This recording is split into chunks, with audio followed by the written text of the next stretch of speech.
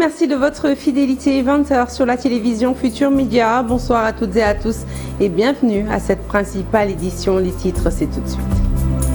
Bakel dans les eaux avec 5 villages complètement submergés. La rentrée scolaire dans ces localités est complètement hypothéquée.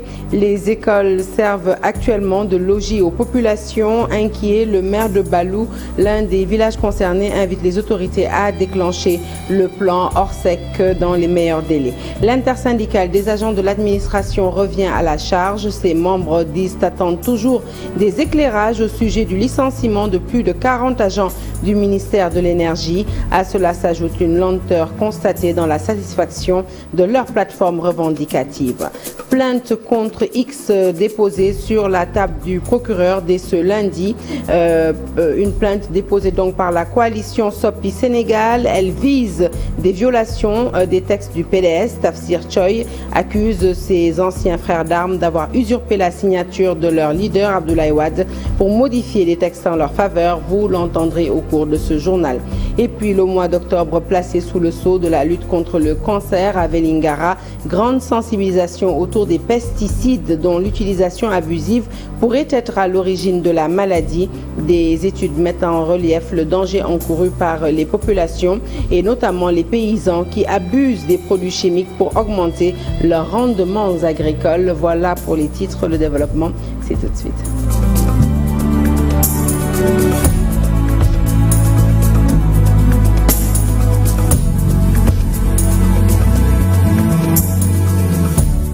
Rebonsoir à toutes et à tous. Je vous l'annonçais donc tout de suite en titre. 5 villages du département de Bakel sont sous les eaux suite au débordement du fleuve Sénégal. Selon le maire de Balou, Cherna Kamara, la situation est catastrophique sur place. Les populations impactées sont logées dans les écoles, ce qui pourrait impacter les enseignements en ce début d'année scolaire. Il invite les autorités à déclencher le plus rapidement possible le plan Orsec pour venir en aide à ces populations. Je vous propose de l'écouter. Il nous en dit plus au micro d'Ibrahima Djebakhate. La mairie, les villages, les rues, tout est inondé. Tout est inondé.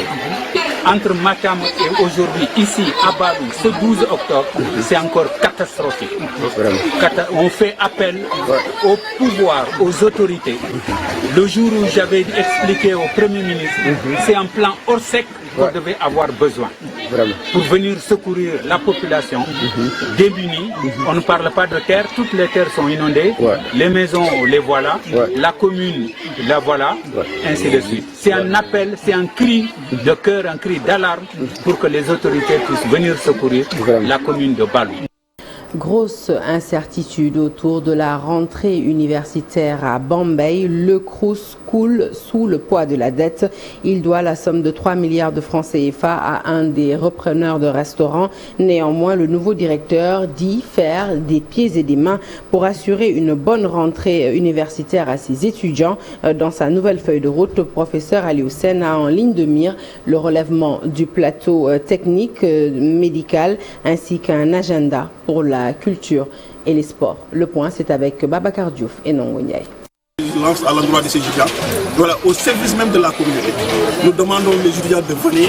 Voilà, on a quand même donné pas mal d'efforts pour la réalisation des travaux que vous avez concernés. C'est l'appel du nouveau directeur du Crous de Bambey aux étudiants de l'université Alioune Diop. Malgré les soucis financiers, Alioune Sène et ses équipes ont remis à neuf les différents campus sociaux. Là, les dettes sont là. À l'heure où je vous parle, par exemple, on a un repreneur où on lui doit 3 milliards. 3 milliards de francs CFA. Repreneur au niveau de la restauration. Et là où je vous parle, bon, je ne veux pas entrer dans les détails. Mais on a trouvé quand même des solutions et des astuces, mais aussi avec beaucoup de diplomatie pour parler avec tout le monde.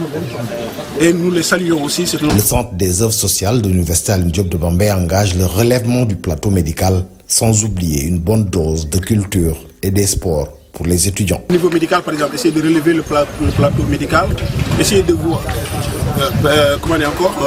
essayer de voir, par exemple, sur le plan culturel et sportif, etc., comment accompagner les étudiants. Mais aussi, c'est pas que ça. Parce que nous voudrions aussi que demain que l'étudiant qui sort de cette université puisse quand même être encadré, orienté, pour qu'il puisse quand même trouver même des débouchés, pourquoi pas. En tout état de cause, les étudiants semblent déjà tisser de bons rapports avec les nouvelles autorités en charge du CROUS de Bambey. Parlons à présent de cette sortie des habitants de Ndiolofène-Bourabou. Ndiolofène-Bourabou, pour ceux qui entendent ce nom pour la première fois, est un village situé dans la commune de Bogal et connu pour son enclavement. Ce village manque presque de tout, de routes, d'ambulances, d'électricité, de réseaux téléphoniques.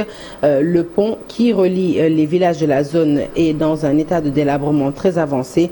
Les populations demandent aux nouvelles autorités de leur venir en aide. C'est leur cri de cœur qu'ils ont prononcé dans ce reportage signé Bakary Konté.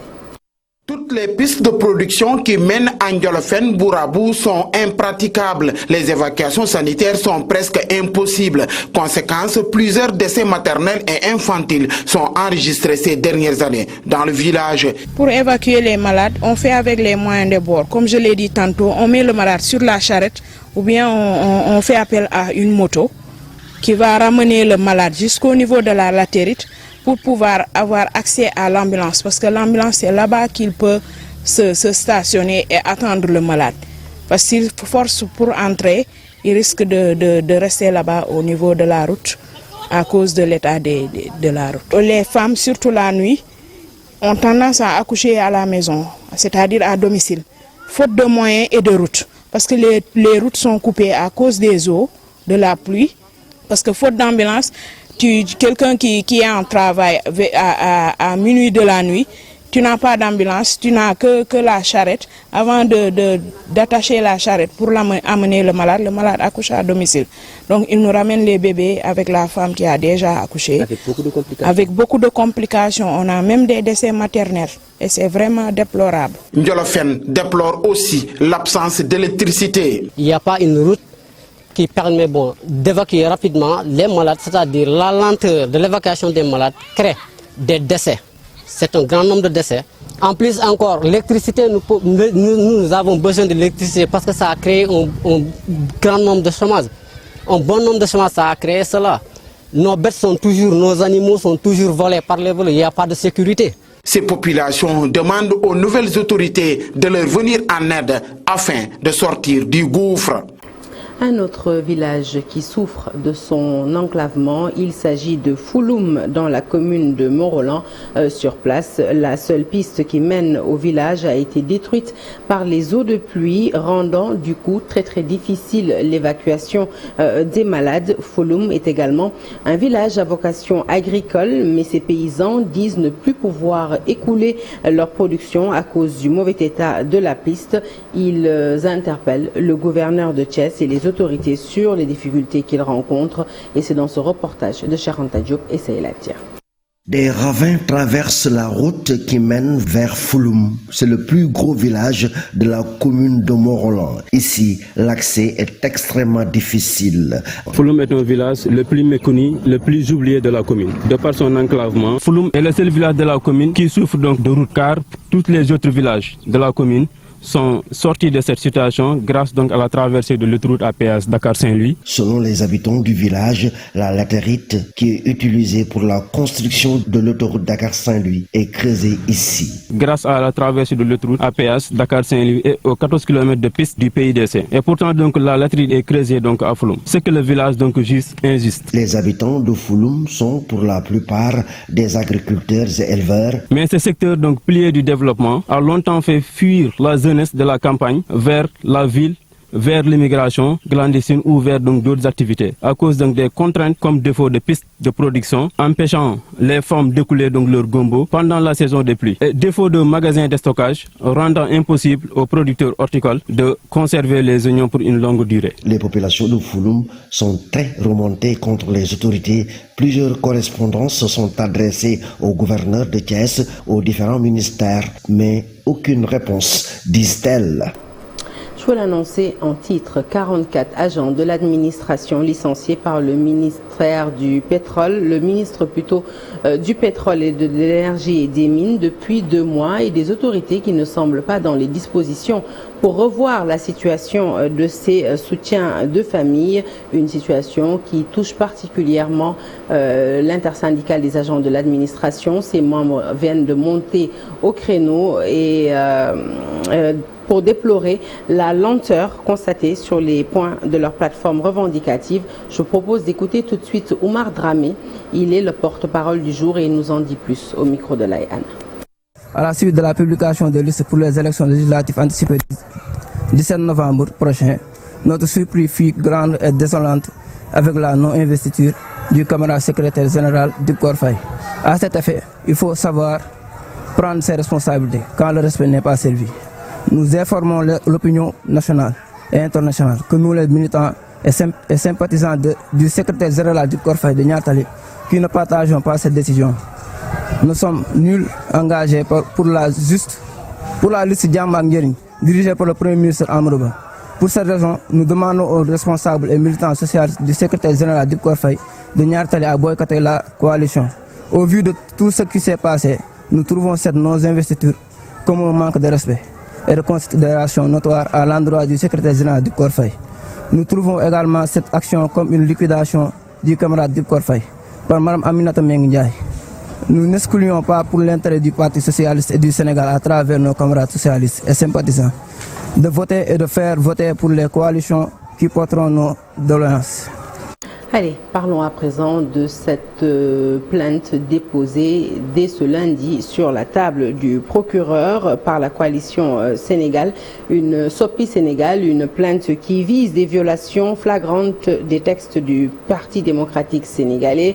Tafsir Choy accuse ses anciens frères d'armes d'avoir usurpé la signature de leur leader, Maître Abdoulaye Wade, pour modifier les textes en leur faveur. Il s'exprime dans ce reportage de Mamadou Gueye.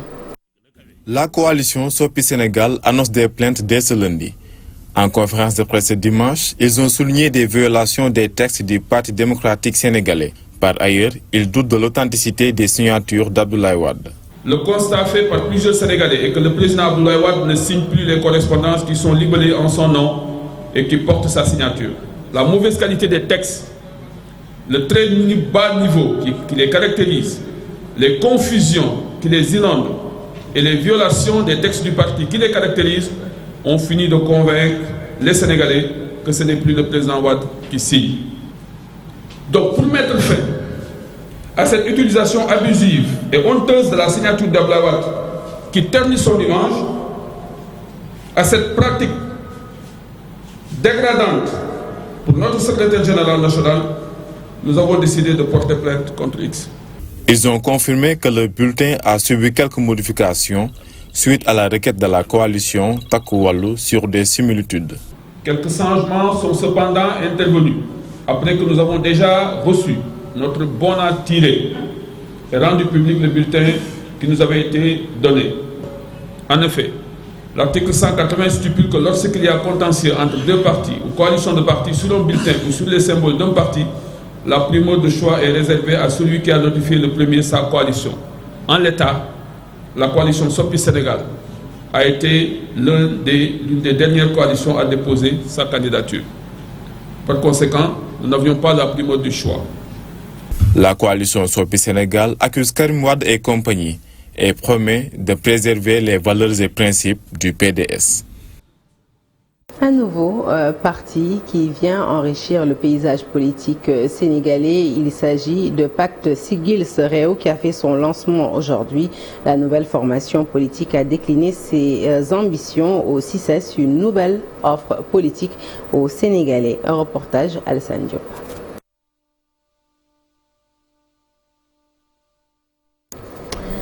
Pour son lancement aujourd'hui, le parti Pacte pour l'action, la convergence, le travail et l'équité décline déjà ses ambitions. Jugé nécessaire de mettre sur pied ce parti et appeler les Sénégalais dans une nouvelle vision qui sera une vision pour remettre le pays à l'ordre sur le plan politique, mais aussi surtout sur le plan de son développement, de l'économie, de pouvoir porter des idées, des contributions qui seront importantes pour le nouveau régime, pour pouvoir avancer sur de nouveaux chantiers pour le Sénégal.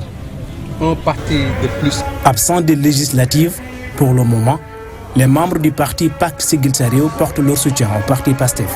Selon eux, la majorité est essentielle pour matérialiser l'alternance. Nous soutenons naturellement la liste de PASTEF parce que nous croyons que nous nous sommes battus pendant 12 ans pour avoir une nouvelle alternance. Et donc il faut accorder à cette nouvelle alternance les moyens de pouvoir faire les transformations pour lesquelles les Sénégalais les ont élus. Et donc pour avoir ces transformations, il faut une majorité à l'Assemblée nationale. Et c'est cette majorité qui leur permettra de voter les lois, les réformes qui leur permettront d'apporter ces transformations structurelles. Avez-vous des éléments dans les listes? Le chef du parti a par ailleurs donné leur avis sur la référentielle que le gouvernement compte rendre demain. Oui, c'est normal, un régime qui vient de s'installer. Il faut dire qu'ils ont été rapides en mettant en place le plan stratégique Sénégal 2050 parce que pour l'ancien régime, il a fallu 2 ans pour sortir le PSE. Et eux, il a fallu juste 6 mois et nous les félicitons pour cela et nous les encourageons dans cette nouvelle dynamique qu'ils sont en train d'impulser pour le pays, à savoir le Djub Djubal Djubanti. Pacte Siggil Sa Réew, un nouveau parti qui vient d'être créé.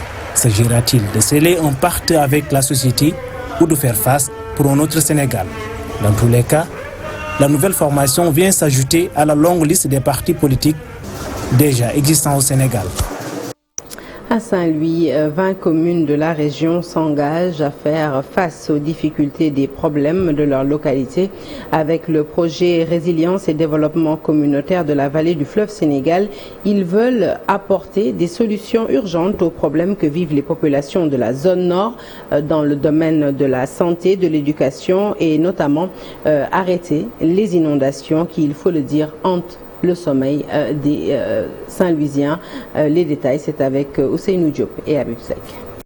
Le projet de développement et de résilience de la vallée du fleuve Sénégal intervient dans 44 communes des régions administratives qui sont dans la vallée du fleuve Sénégal.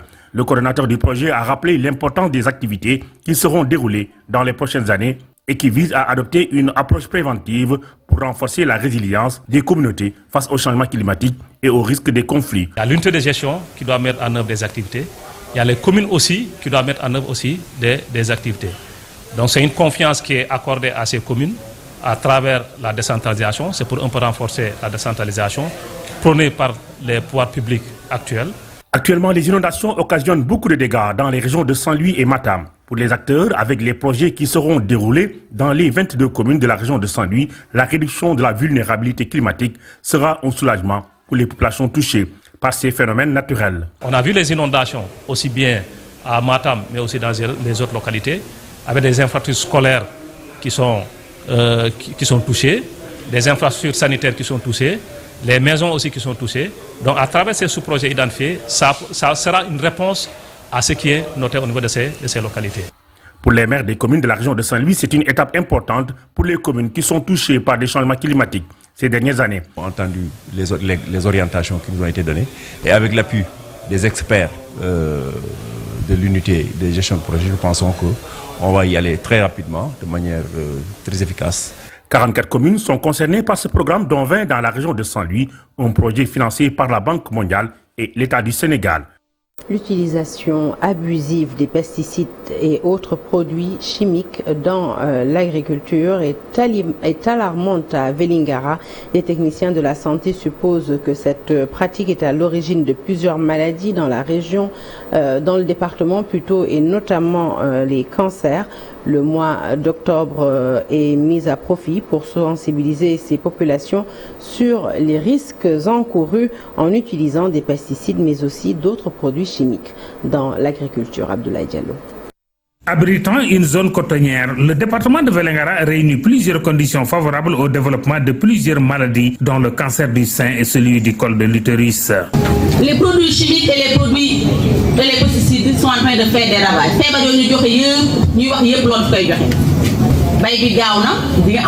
mais est-ce que li ngay lekk baax na donc produit pesticide yooyu dafa am lu bëri loo xam ne si da koy def ci nit ñi jigéen ñi ay groupement nga xam ne yor nañ ay tool yor ci seen kër yi ay tool bu ñuy bàyyi ñu utiliser bàyyi produit pesticide yi parce que day joxe jàngoro yooyu mel na cancer du sein cancer du col de l'utérus ak yeneen xeet feebar yoo xam ne si mi ngi yóbbu jigéen ñi. Le mode de vie de la plupart des Sénégalais est aussi favorable au développement de ces deux cancers. Accentuer la sensibilisation pour diminuer le risque du cancer du sein. Et pour cela aussi, il faut adapter une alimentation saine. Pour nga moytu jàngoro bi dafay baax tamit suñu lekk ñuy xool lan la ñuy lekk. Parce que nous savons tous que nous les femmes, nous sommes dans les cuisines. C'est nous qui cuisinons. Évitons les bouillons. Comment on les appelle encore? Tous ces bouillons-là, il faut les éviter dans l'alimentation. Les acteurs de la santé saisissent l'occasion qui les a été offerte par Octobre Rose pour mener des activités de sensibilisation dans plusieurs endroits du département.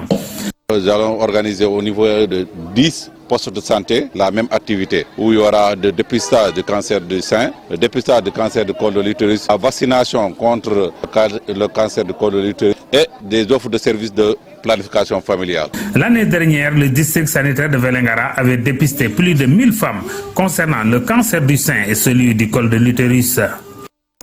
Allez, dans le cadre d'Octobre Rose, toujours parlons de cette séance de dépistage gratuit offerte aux femmes de Keur-Massar. Séance au cours de laquelle 5 cas de lésions précancéreuses ont été détectés sur les femmes dépistées au centre de santé de Keur-Massar. Selon la ministre de la Famille et des Solidarités, Maïmouna Dièye, présente à cette séance de dépistage gratuit et qui a plaidé pour le renforcement et le relèvement des établissements sanitaires à Keur-Massar, mais aussi en faveur d'une augmentation de la subvention destinée à la lutte contre le cancer. Le point, c'est avec Aminata Ba et Ousmane Baldé qui ont assisté à la journée. Sont confrontés au diagnostic d'un cancer du sein ou du col de l'utérus et entament un long et éprouvant combat contre la maladie pour la guérison. Elles doivent savoir que cette guérison est bien possible grâce à un bon diagnostic, mais surtout précoce et un bon traitement correct. Et oui, les cancers du sein et du col de l'utérus sont des maladies qui peuvent être vaincues. Soulignez l'importance d'une prévention adéquate qui est cruciale, car nous le savons tous, mieux vaut agir que réagir. C'est pourquoi c'est avec un grand espoir que je lance ce jour un appel à toutes les femmes, jeunes et moins jeunes, pour un contrôle gynécologique et une mammographie régulier. Il est démontré que le cancer pourrait être évité par des actes de prévention et seulement des actes de prévention. En outre, je voudrais insister sur l'importance d'intégrer la psycho-oncologie dans le traitement. Je lance un appel à tous les acteurs, tous les fabricants de vaccins, de tests et de traitements, tous les partenaires et à toutes les organisations de la société civile à se joindre à nous dans notre combat pour éradiquer le cancer du col de l'utérus et celui du sein au Sénégal. À Dakar, plus de 500 personnes ont marché ce matin dans les rues de la capitale pour sensibiliser contre le cancer du sein. Des membres de la Ligue de randonnée de Dakar, en collaboration avec des agents de la ville de Dakar, de passage au ministère de la Santé, ont pu échanger avec les autorités sur place. Ces dernières leur ont à leur tour magnifié donc leur participation et ont déclaré apporter leur soutien à la lutte pour vaincre ensemble cette maladie. Nous écoutons tout de suite Omar Niass, il est président de la Ligue de randonnée de Dakar et ses propos ont été recueillis par Pape Faraning et Amadou Ba. C'est une randonnée que nous avons organisée dans le cadre même de la lutte contre le cancer du sein. Donc c'est le mois réservé aux femmes, le mois de l'Octobre Rose. Et c'est dans ce cadre que l'association des professionnels des équipements médicaux a fait appel à la fédération et la Ligue de Dakar pour célébrer cette fête. Et raison pour laquelle nous sommes là pour marcher dans Dakar. Et c'est déroulé très bien. Nous avons démarré au niveau de la place Souvenir avec un homme qui avoisine pratiquement 500 randonneurs et pour attirer à la place de la nation, place l'Obélisque. Et aujourd'hui ça a été une fête et je pense que ça a été une occasion pour l'association et de même que la fédération de marquer un grand coup. Parce que nous avons fait une halte au niveau du ministère de la Santé et le secrétaire général du ministère même et le directeur de cabinet sont sortis pour donner leurs impressions, lancer un message à l'endroit de la lutte contre le cancer du sein. C'est une innovation, on ne l'a jamais fait, mais aujourd'hui nous avons fait une halte pour que le ministre puisse parler. Allez, parlons culture à présent avec cette déclaration d'Eli Kamono. Pour développer l'Afrique, eh bien, il faut se départir du franc CFA et avoir notre propre monnaie. Des mots, comme je le disais à l'entame de ce sujet, d'Eli Kamono, il est artiste-compositeur et il se définit comme un militant du panafricanisme. L'artiste préconise la suppression des institutions du continent comme la CEDEAO ou encore l'UMOA, une décision nécessaire selon lui à la souveraineté monétaire sur le continent. Il admet toutefois les difficultés qui pourraient découler d'une telle initiative, mais appelle les peuples africains à s'unir pour faire face. Pafaraning et Amadouba se sont entretenus avec lui. Dépendance monétaire de l'Afrique par rapport justement à la présence du franc CFA dans 14 pays africains. Et c'est nécessaire pour moi dans mon combat, dans ma lutte, de rappeler aux uns et aux autres en tant que porte-voix que cette monnaie est en train d'assujettir justement notre économie et le développement de l'Afrique. La façon dont ces assassins techniques et financiers nous ont organisés, c'est à nous aussi de prendre conscience et de se réorganiser en supprimant l'UEMOA, qui est l'espace de l'Union économique monétaire ouest-africaine. Il faut le supprimer. Il faut aussi supprimer le CEMAC, qui est la communauté économique et monétaire de l'Afrique centrale, pour en faire une seule banque, la banque des États souverains de l'Afrique. Et cela demande beaucoup de sacrifices, on le sait, parce que dans les années 58 déjà, le président Sékou Touré a été la cible justement des Français pour avoir remplacé le franc CFA par le franc Sili. Donc nous savons que ça comporte beaucoup de risques, ça comporte un combat, mais ça nécessite une unité d'action. Voilà qui met fin à ce journal que je suis ravie de vous avoir présenté. L'actualité se poursuit sur toutes nos plateformes digitales. Excellente suite de programme en notre compagnie. Et puis, bon début de semaine à toutes et à tous. Merci.